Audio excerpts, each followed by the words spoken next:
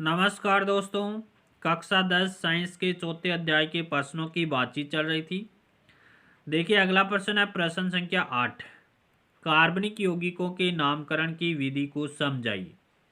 देखिए किसी समजातीय श्रेणी के यौगिकों के नाम का आधार बेसिक कार्बन की उन मूल श्रृंखलाओं पर आधारित होता है जिनको प्रकार्यात्मक समूह की प्रकृति के अनुसार पूर्वलग्न जिसे उपसर्ग कहते हैं या अनुलग्न जिसे प्रत्यय के द्वारा संशोधित किया गया हो। कार्बन की संख्या के आधार पर निम्न नाम दिए गए हैं। देखिए एक कार्बन होता है तो उसके लिए मेथ का प्रयोग करते हैं, 2 कार्बन होता है तो एथ का प्रयोग करते हैं, 3 कार्बन के लिए प्रोप, 4 के लिए ब्यूट, 5 के लिए पेंट, 6 के लिए हेक्स का प्रयोग करते हैं। कक्षा 10 में 6 तक की कार्बन श्रृंखला दी गई है। देखिए निम्न नियमों के द्वारा किसी कार्बनिक यौगिक का नामकरण किया जा सकता है। कौन कौन से नियम हैं? देखिए कुछ नियम दिए गए हैं, 4 नियम यहाँ पर आपको दिए गए हैं। पहला नियम कहता है यौगिक में कार्बन परमाणु की संख्या ज्ञात करते हैं। सबसे पहले क्या करते हैं? यौगिक में कार्बन परमाणु की संख्या ज्ञात करते हैं। 3 कार्बन परमाणु वाले यौगिक का नाम क्या देते हैं? प्रोपेन देते हैं। और 4 कार्बन वाले यौगिक का नाम क्या देते हैं? ब्यूटेन देते हैं। दूसरा नियम है प्रकार्यात्मक समूह की उपस्थिति में इसको पूर्वलग्न अथवा अनुलग्न के साथ यौगिक के नाम में दर्शाया जाता है, जैसे आगे सारणी आएगी उसके अनुसार। तीसरा नियम कहता है जब प्रकार्यात्मक समूह का नाम पूर्वलग्न के आधार पर दिया जाता है तथा यदि प्रकार्यात्मक समूह के अनुलग्न का नाम है वो AEIOU से प्रारंभ होता हो तो कार्बन श्रृंखला के नाम से अंत का ई हटा करके उसमें अनुलग्न लगाकर परिवर्तित करते हैं। जैसे कीटोन समूह की 3 कार्बन वाली श्रृंखला को निम्न विधि से नाम देंगे।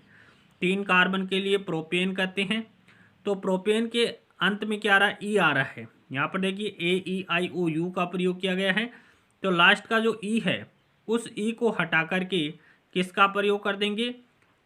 ओन का प्रयोग कर देंगे। अनुलग्न का प्रयोग क्या कर देंगे? इस ई के स्थान पर ओन का प्रयोग कर देंगे। तो 3 कार्बन वाले यौगिक का नाम क्या हो जाएगा? प्रोपेनोन हो जाएगा।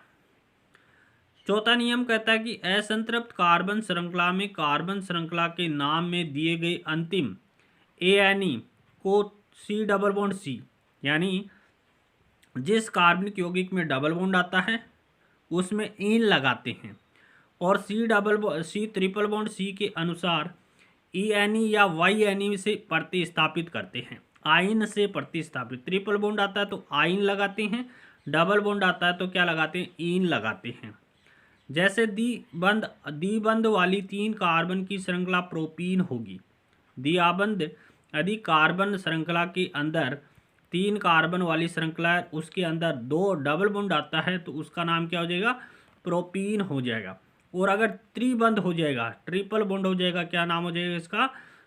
प्रोपाइन हो जाएगा। इसका नाम क्या हो जाएगा? प्रोपाइन हो जाएगा। जब कार्बन परमाणु की संख्या 3 हो और बीच में ट्रिपल बॉन्ड आता हो तो क्या नाम हो जाएगा? प्रोपाइन हो जाएगा।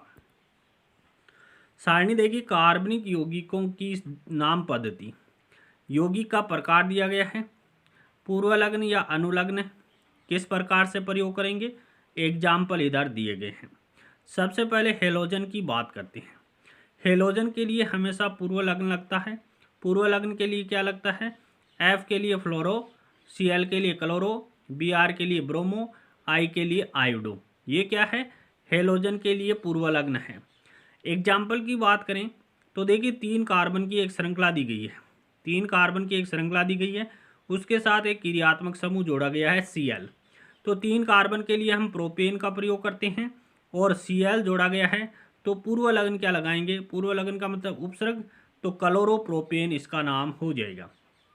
इसी प्रकार एक एग्जाम्पल और दिया गया है। 3 कार्बन वाली श्रृंखला, पहले कार्बन श्रृंखला का चयन करना है तो 3 कार्बन है तो प्रोपेन हो जाएगा। उसके बाद में एक क्रियात्मक समूह जोड़ा गया है, कौन सा? Br। तो क्रियात्मक समूह Br हेलोजन के लिए पूर्वलग्न लगाते हैं तो ब्रोमोप्रोपेन इसका नाम हो जाएगा। दूसरा है एल्कोहल।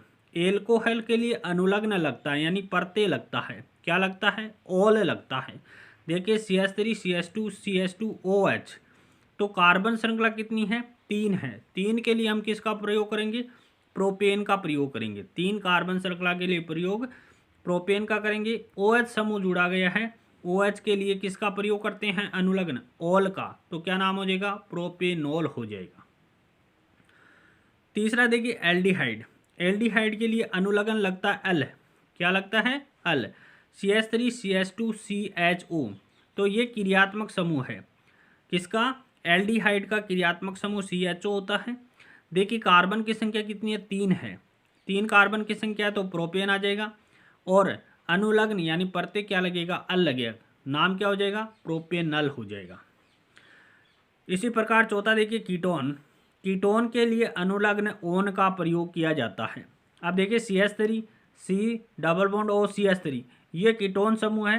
कार्बन संख्या की गिनती करेंगे श्रृंखला के रूप में, 3 कार्बन है, 3 के लिए प्रोपेन प्लस अनुलग्न क्या लग जाएगा, ओन लग जाएगा, तो नाम क्या हो जाएगा, प्रोपेनोन हो जाएगा।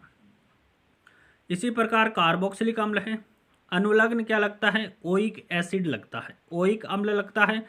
तो CH3 CH2 C double bond OH, C double OH क्या है, ये है आपके कार्बोक्सिलिक अम्ल, क्रियात्मक समूह है। कार्बन श्रृंखला की बात करेंगे तो 3 कार्बन आ रहा है, 3 कार्बन आ रहा है तो प्रोपेन का प्रयोग करेंगे। अनुलग्न क्या लगेगा, ओइक एसिड लगेगा, तो नाम क्या हो जाएगा, प्रोपेनोइक अम्ल हो जाएगा। इसी प्रकार 6 नंबर देखिए, अगर डबल बॉन्ड आता है, कार्बन श्रृंखला के अंदर डबल बॉन्ड आता है तो अनुलग्न क्या लगता है, ईन लगता है, अनुलग्न क्या लगेगा, ईन लगेगा। देखिए कार्बन श्रृंखला कितनी है, 3 की है, 3 के लिए प्रोपेन का प्रयोग करते हैं, लेकिन अनुलग्न क्या लगाएंगे, डबल बॉन्ड आ रहा है तो अनुलग्न क्या लगाएंगे, ईन लगाएंगे, नाम क्या हो जाएगा, प्रोपीन हो जाएगा। इसी प्रकार अगर त्रिबंध हो, त्रिबंध को क्या कहते हैं, एल्काइन कहते हैं, और एल्काइन के लिए अनुलग्न क्या लगेगा, आइन लगेगा। तो देखिए कार्बन श्रृंखला कितनी है, 3 है, 3 के लिए प्रोपेन का प्रयोग करेंगे, और ट्रिपल बॉन्ड आ रहा है तो अनुलग्न यानी परते क्या लगेगा, आयन लगेगा, तो नाम क्या हो जाएगा, प्रोपाइन हो जाएगा।